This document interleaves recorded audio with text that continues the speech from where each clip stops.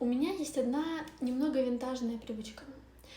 Я очень люблю писать письма и записки. Иногда себе, иногда мужу. У нас даже есть письма, которые мы написали друг другу в будущее. Ему, мне и нам обоим. Иногда я просто записываю свои мысли в дневник. И на самом деле мне кажется, что в этом есть какая-то старая и очень красивая романтика. И я считаю, что записи в дневнике это тоже является таковым письмом себе. Я считаю, что иногда бумага хранит мысли намного лучше, чем телефон. А вы пишите себе письма?